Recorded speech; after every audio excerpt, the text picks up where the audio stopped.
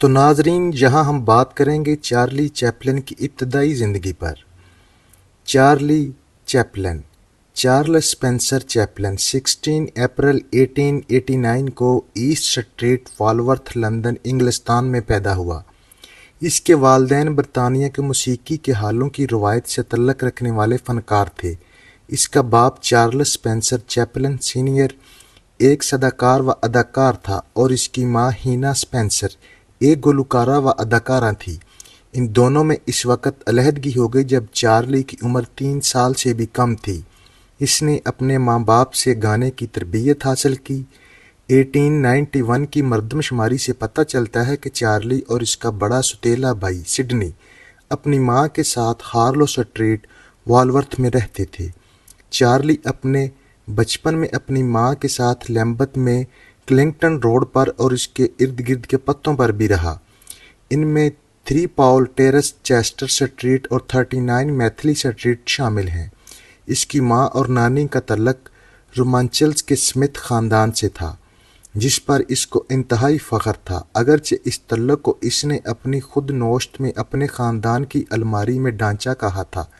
Chaplin کا باپ Charles Chaplin senior شراب کا عادی تھا اور اس کا اپنے بیٹے سے بہت کم رابطہ تھا، اگرچہ چارلی اور اس کا سوتیلا بھائی مختصر عرصے کے لیے اپنے باپ اور اس کی معشوقہ لوئس کے ساتھ 287 کنگٹن روڈ پر بھی رہے تھے، جہاں آج کی تختی اس حقیقت کی یادگیری کے لیے کلیدہ ہے۔ دونوں سوتیلے بھائی اس یہاں رہے جب ان کی ذہنی مریضہ ماں کو لسڈن میں کین ہل کے پاگل خانے میں تھیں۔ چارلی کے باپ کی معشوقہ نے اسے ٹیمپل بوائز اسکول بھیج دیا۔ 1901 میں جب چارلی 12 برس کا تھا، اس کا باپ جگر کے مرض سے انتقال کر گیا۔ 1901 کی مردم شماری کے مطابق چارلی لیمبتھ میں 94 فرینڈل روڈ پر دی 8 لنکشائر بوائز کے ساتھ رہتا تھا۔ دی 8 لنکشائر بوائز ایک رقص کا طائفہ تھا جس کا امیر 17 سالہ جان ولیم جیکسن تھا۔ جیکسن اس طائفہ کے بانیوں میں سے کسی کا بیٹا تھا۔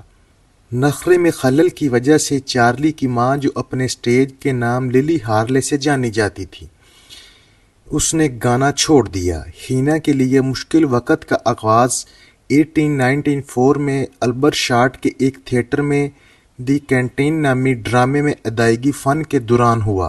اس تھیٹر کے گاہک زیادہ تر دنگے فاز اور فوجی تھے۔ ڈرامے کے دوران ہینا پر آواز کسنے لگے اور مختلف اشیاء پھینکی گئیں، جن میں سے کوئی چیز لگنے سے وہ شدید زخمی ہو گئیں اور اسے سٹیج سے ہٹا دیا گیا۔ سٹیج کے پس پردہ وہ خوب روئیں اور اپنے مینیجر سے بحث کی۔ اسی دوران 5 سالہ چیپلن اکیلا سٹیج پر گیا اور اس وقت کا ایک مشہور گیت جیک جونز گانے لگا۔ چارلی کی ماں کے کین ہل اسائلم میں داخلہ کے بعد اسے جنوبی لندن میں لیمبتھ کے ورک ہاؤس میں چھوڑ دیا گیا، جہاں سے چند ہفتے بعد اسے ہینل میں غربا کے سینٹرل لندن ڈسٹرکٹ اسکول میں منتقل کر دیا گیا۔ ان حالات میں زندہ رہنے کے لیے دونوں بھائیوں نے آپس کا قرب بہت بڑھا لیا۔ بچپن ہی سے دونوں میوزک ہال کی طرف بہت مائل تھے اور دونوں میں اسٹیج پر کام کرنے کی فطری قابلیت بھی کافی حد تک موجود تھی۔ چارلی کے کرداروں پر اس کی ابتدائی زندگی کی غربت نے بہت گہرے اثرات تھے۔ اس کے بعد کی فلموں میں اس کے لیمبتھ کے دونوں کی عکاسی ملتی ہے۔ چیپلن کی ماں نے 1928 میں ہالی ووڈ میں انتقال کیا۔ اسے 7 سال قبل ہی اس کے بیٹے امریکہ لائے تھے۔ چارلی اور سڈنی کو کئی برس بعد پتہ چلا کہ ان کا باپ کی طرف سے ایک اور سوتیلا بھائی بھی تھا، ویلر ڈریڈن۔